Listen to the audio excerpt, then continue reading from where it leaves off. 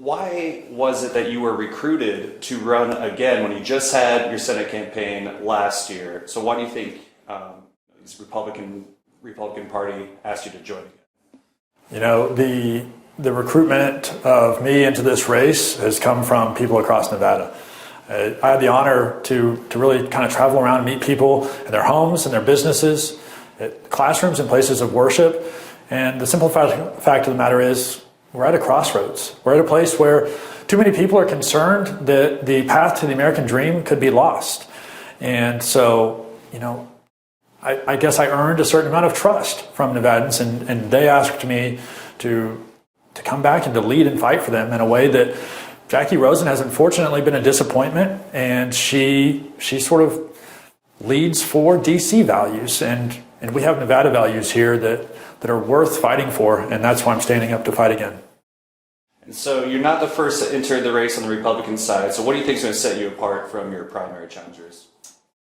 You know, anytime you see kind of a crowded primary, that's an indictment on the incumbent of the opposite party. And so, you know, it's no surprise to see so many people get in.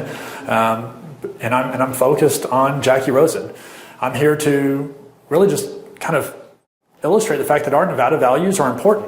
You know, we believe in a smaller government. We want less taxes, fewer regulations. We want parents to be able to be engaged in their education. We don't want a DC-focused leadership.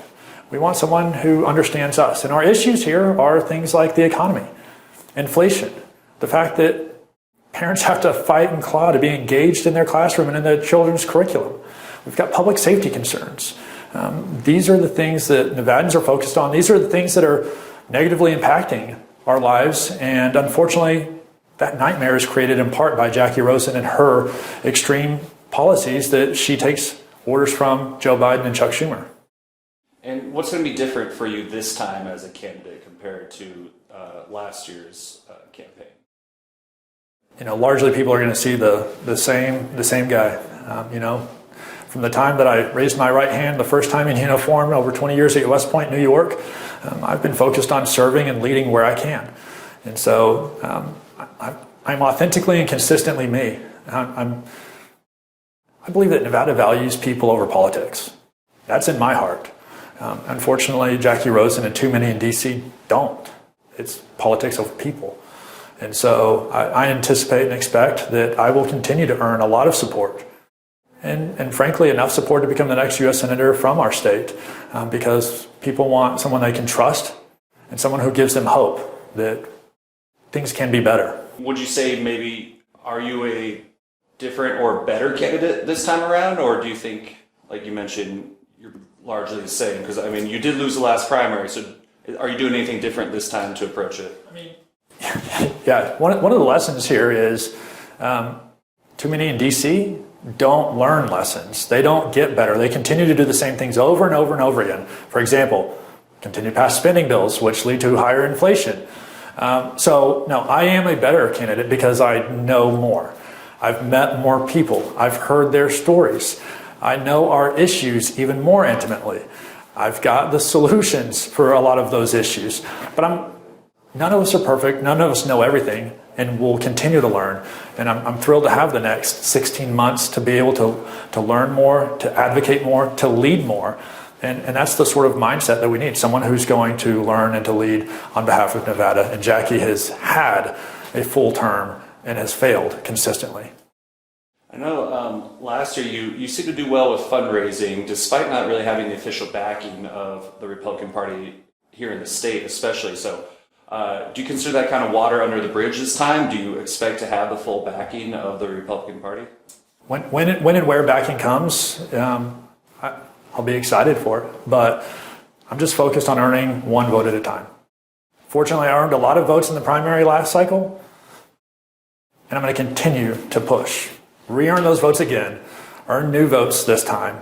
And I think that needs to be the mindset of everyone who runs for office, even if they're elected, is they should be there continuing to re-earn the trust and the votes of their constituents. And Jackie Rosen, unfortunately, is more concerned about the way that her DC colleagues, President Biden, Chuck Schumer, Kamala Harris, their extreme policies. She's more concerned about being a foot soldier for them than being a leader for us. And so what's going to be the focus of your campaign this year? You already addressed it, but I'm asking again. So next 16 months, what do you want to be known for with your messaging? Yeah, we're really setting up a contrast here of which is the bigger and more important priority, DC's values or Nevada values? And the issues are simple because they're impacting so many people. It's the economy and inflation, it's education, it's our energy policy, it's public safety. These are the things that impact all of us. And unfortunately, a large part of that nightmare was created through Jackie Rosen's stamp of approval. She's voted with Joe Biden 93% of the time. She's been a disappointment. She told us that she wasn't going to be partisan like that she was going to be there for us and our issues, and she hasn't. And that was my next question. So with Jackie Rosen, I mean, what do you think has been the biggest criticism you have of her? And you can rephrase what you've already said, but why isn't she the right choice to be reelected? Jackie Rosen has not been a leader. To be a U.S. Senator, you should be a leader. You can't be a follower. You can't just become a foot soldier for someone else's policies and agendas that don't reflect your own states, your constituents. You have to know people. You have to understand their issues and concerns. You have to have solutions for them. And Jackie has been a disappointment in that regard. In the Army, we have a saying, lead, follow, or get out of the way. It's time for Jackie to get out of the way. And I will lead. I've got experience that so many people we match up on. I'm a father of school-age children.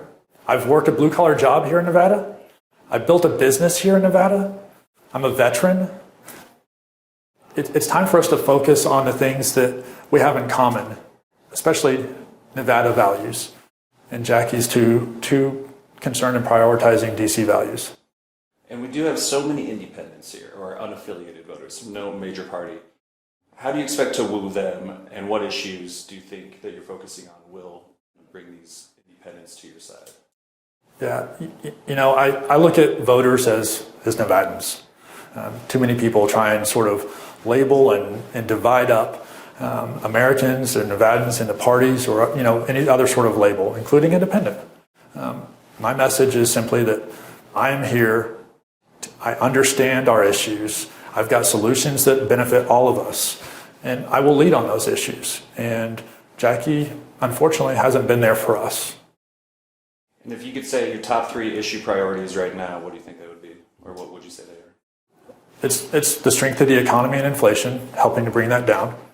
Ensuring that we've got an education that is not sort of DC-centric, where DC bureaucrats have more influence over classrooms and our curriculum than parents and local control, and public safety. I'm sure you anticipate this question, but in terms of abortion access, if you were elected, would you let Nevadans who seem largely in favor of it keep it that way, or do you think you'd try to push for less access? I would love to see fewer abortions.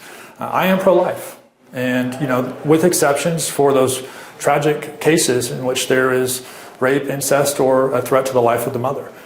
But I think we can do better in helping to sort of create a pathway for adoption. We can do better with prenatal and postnatal care for moms. And the simple fact of the matter is, Nevada law is not changing. I don't see any change there. But Jackie Rosen is out of touch with us, our values. She's actually voted to have federal law supersede our law.